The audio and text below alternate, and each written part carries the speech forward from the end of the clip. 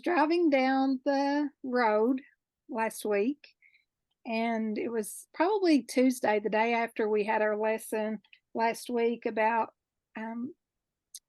what is better when it comes to our time and carving out little pockets of time to, you know, really reflect on what this upcoming season, the holiday season, the Christmas season is really all about. And so I was listening to a new radio station here. It's 95.9, and it's a local radio station that is doing a Christian channel. And so I was listening to that, the new Christian channel, and they were just playing traditional music for Christmas, traditional Christmas songs. And so one of the traditional Christmas songs that was playing is "It's the Most Wonderful Time of the Year."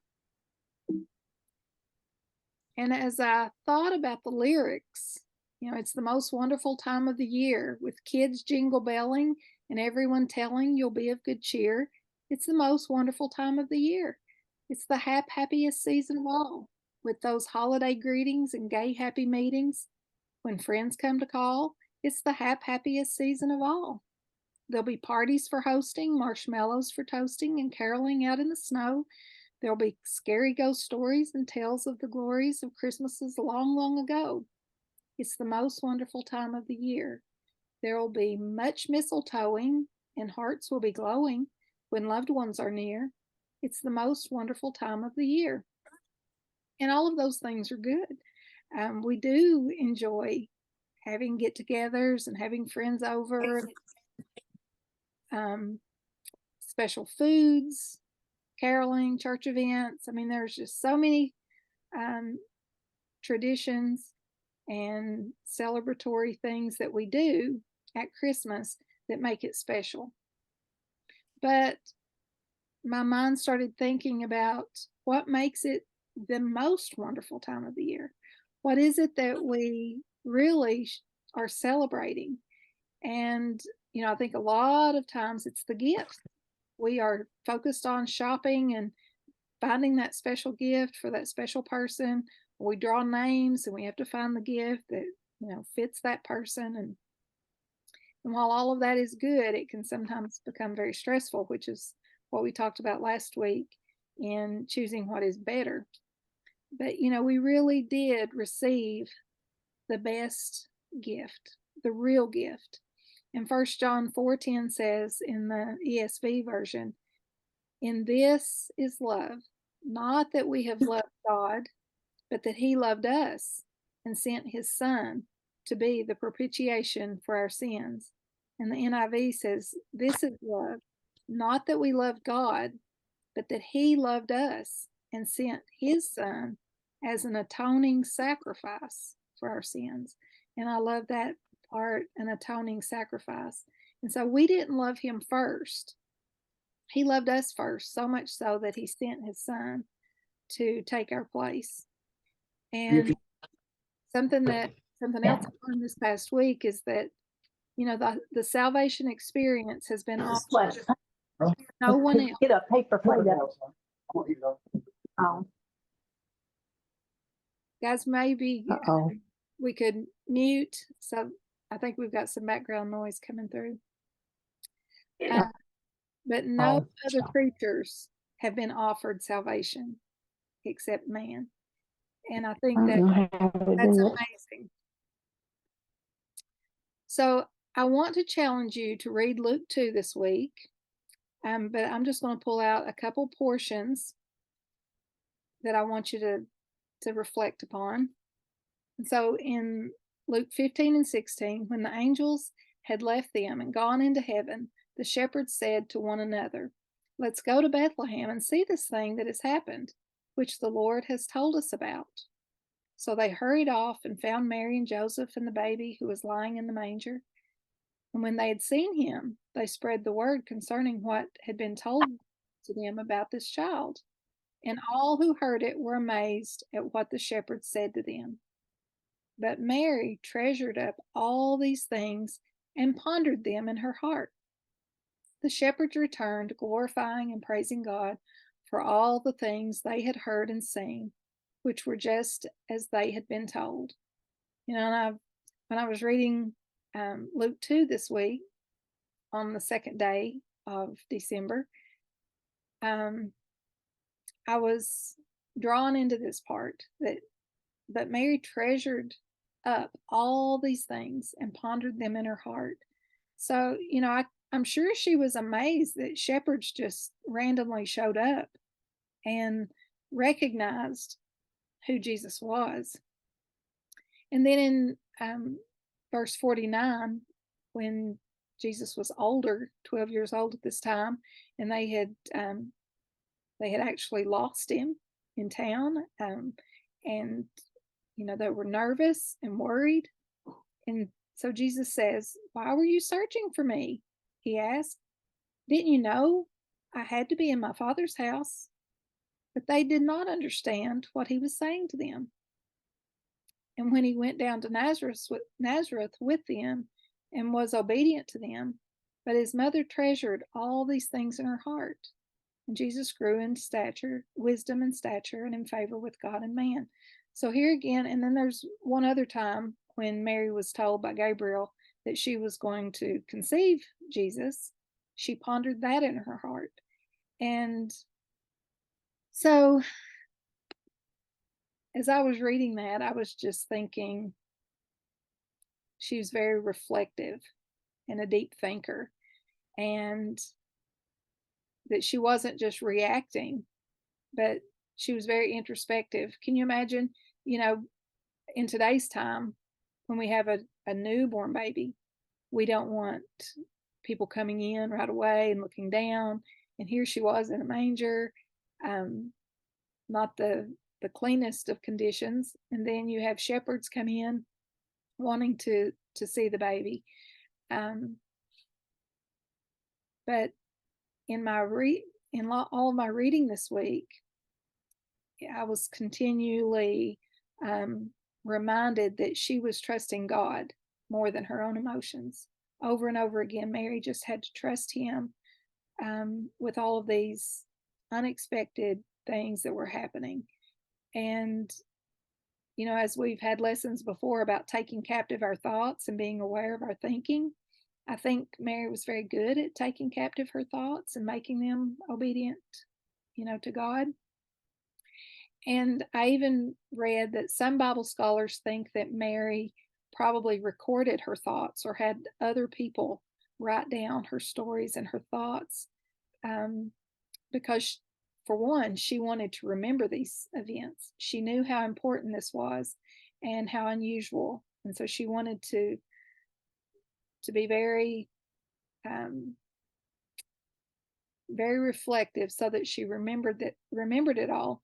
But also, how did Luke get all of these detailed accounts of Jesus's life? And so I thought this artwork was beautiful by Jen Norton Art.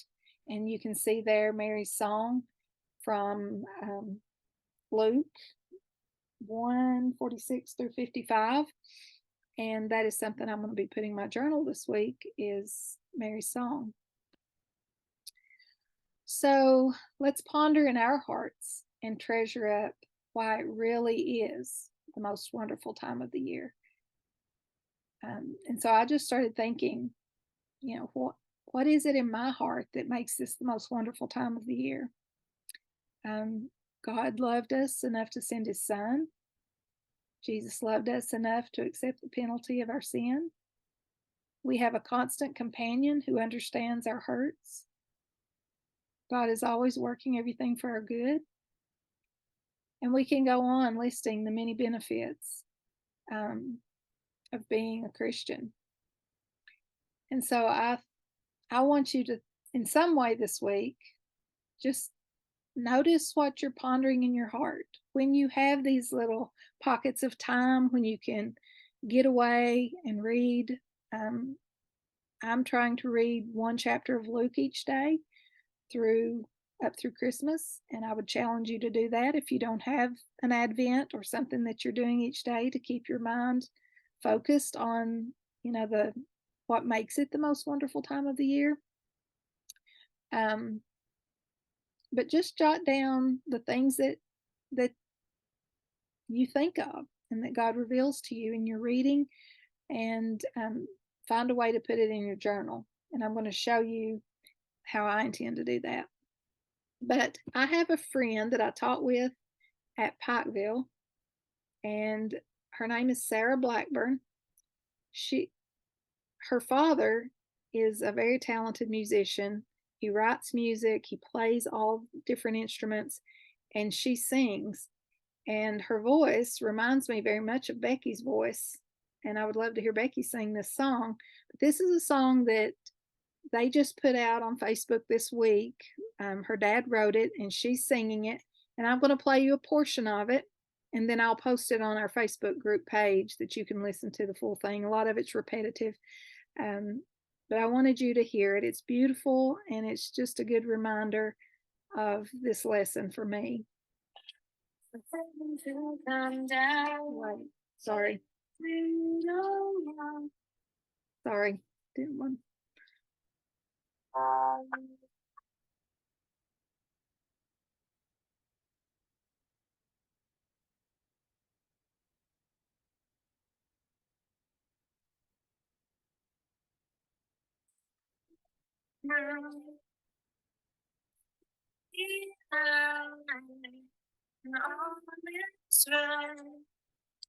For heaven to come down, that's awesome. Come tonight in David's town, to a world that's been waiting so long. Son of man, the Holy One, the great I am, has come to us in Bethlehem in a manger laid. The Prince of Peace, the Pink of history, has come to earth for all to see in a manger laid. So it's linked here, the original song to enjoy by Bob Bates and Sarah Blackburn. And I will also post it on our Facebook page because I want you to listen to the full thing. I enjoy just listening to it when I'm working in my journal and doing other things. So my journal ideas for this week is for you to put Mary in there somehow. I think you could use a Christmas card. You could draw one of our faceless ladies and, make it look kind of like this lady here on the right. You may not have time right now to do that much artwork. So I have created a link for these two printables, the Mary on the left and the Nativity in the middle. I love that they were vintage feel, and that's kind of what I was going for, was an older look. So if you click here for the printables, that link will open up and you can print it out. And it is open because I realize I've left some of those locked, and I didn't mean to do that. But I'll go ahead and show you what I've done in my journal. It's nothing fancy at all this week. And my main focus was to have Mary. And so I printed out that sheet that I told you will have these two pictures, and I tore the edges. So I tore the pictures out instead of cutting them. I used the Distress Oxide, which gives that antique feel. And I just used the little makeup sponge and went around all the edges to darken those up a little bit. You can tell more on this light one over here. Because I wanted them to be, distressed, which is what this stuff does. You could also take shoe polish or just some acrylic paint and do the same effect. And then on that same printout, you will have this heading or label. It's the most wonderful time of the year. And I did the same thing. I cut it out and distressed around it. So feel free to print those out if you want to, but I think you could do a beautiful job just using Christmas cards that have the Nativity, or maybe have a picture of Mary, or maybe even just words like this. It doesn't have to be what I've done. So on this one, I turned it into a little pocket. I didn't want a whole lot of thickness because you can see my journal is so thick and fat. I'm almost to the end of it, and it's getting harder and harder to work in. But on this sheet, I'm going to be jotting down the things that I'm pondering in my heart. It might be, about your family. What are things that you don't understand right now that you are looking to God for answers? You're waiting to see Him move in a mighty way, and you're just pondering it in your heart, but you're trusting God the whole time with it. Or maybe it's the things that God's revealing to you about Christmas and how we can keep that perspective of what makes it the most wonderful time of the year. When we think about heaven actually came to earth, that's overwhelming. So those are the kinds of things you could jot down and tuck in behind a Mary. And the thing about this picture I loved is that, she has her hands up near her heart, and it just makes me think that that's what she's doing. And then I just wrote out on a slant. I kind of wish I'd left it straight because the lines make it look really, really messy, but my handwriting was not real neat either. So I just wrote it out. And last year I learned this. And this year I'm going to go back and review it because I can't recite it word for word exactly. And so I just want to go back and review it and make it smoother and refresh my memory on it. And then I wrote out 1 John 4:10 and the two scriptures in Luke 19:51, where Mary treasured up all these things and pondered them in her heart. So that's how I did this. It's very simple. This came off of a calendar. Just anything that makes you think of Christmas and it being the most wonderful time of the year.